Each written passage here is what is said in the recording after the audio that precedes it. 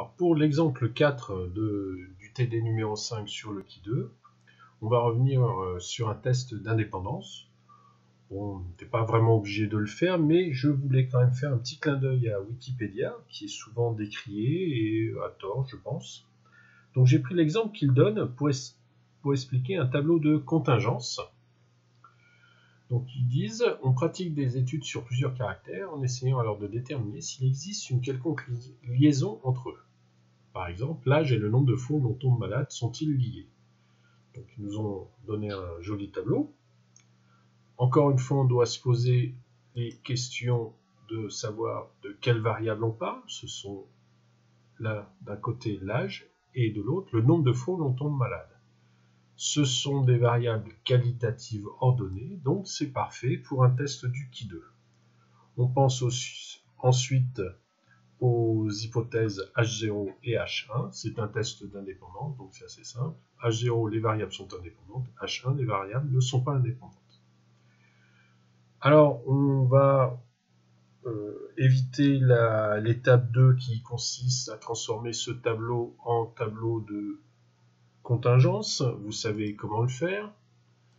Hein, alors, rapidement, voilà, j'ai fait donc les valeurs réelles, les valeurs théoriques. Comme d'habitude, si vous voyez ce qu'on a fait pour créer ce tableau, on prend le total de la ligne et on dit qu'il doit être proportionnel aux deux totaux, ici le total de la classe et le total des effectifs. Donc on fait fois ça divisé par l'effectif total et vous faites ça pour toutes les valeurs. Voilà, donc on a créé notre tableau de contingence. Maintenant, on calcule le qui 2. Alors, premièrement, le degré de liberté.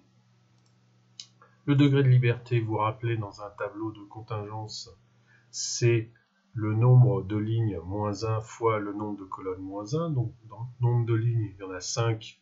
Le nombre de colonnes, il y en a 5. Donc, ça fait 4 fois 4. Et on a un degré de liberté de 16.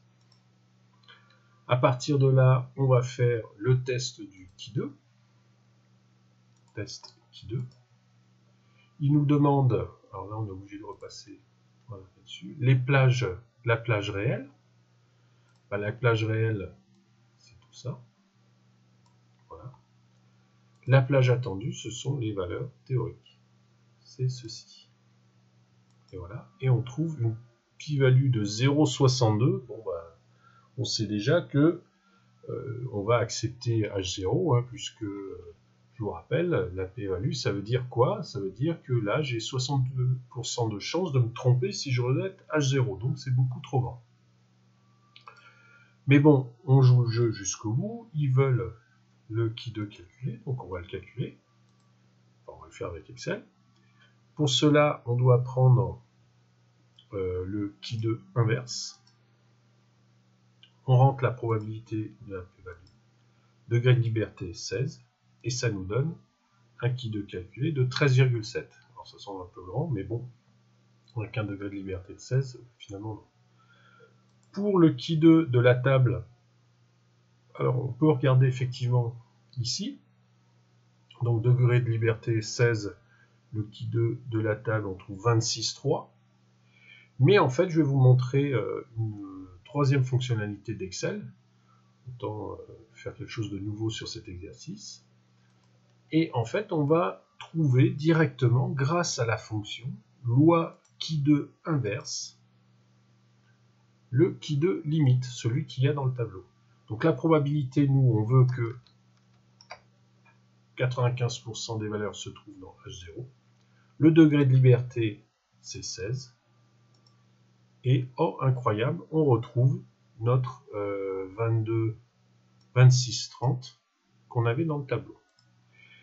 Et, bon, on s'en doutait déjà avec la p-value, mais on voit bien que le qui 2 calculé est plus petit que le qui 2 de la table, donc on va valider H0.